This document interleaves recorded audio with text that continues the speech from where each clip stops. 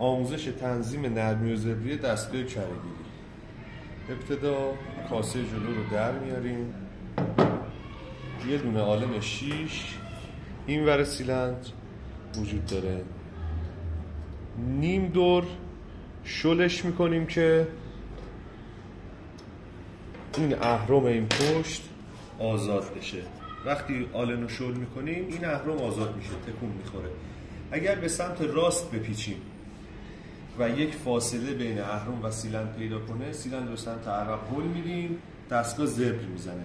اگر بخوایم دستگاه نرمتر بزنه، در اصل فاصله بین تیغه و سیلندره، فاصله بین اینجا، حالا بخوام بهتر نشونش بدم، آها اینجا مشخص میشه، بین این تیغه و این تیغه، این تیغه‌ای که وصله به سیلندر و این تیغه‌ای که به ماردون وصله. اگر به سمت چپ بپیچیم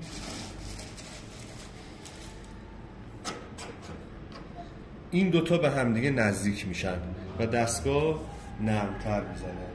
حالا دیگه خودتون میدونید دیگه چقدر بچرخونید اینو، بچرخونید با چشم نگاه کنید ببینید هر چقدر مناسبه فکر میکنید خوبه برای نرمی همونجا رو استفاده کنید.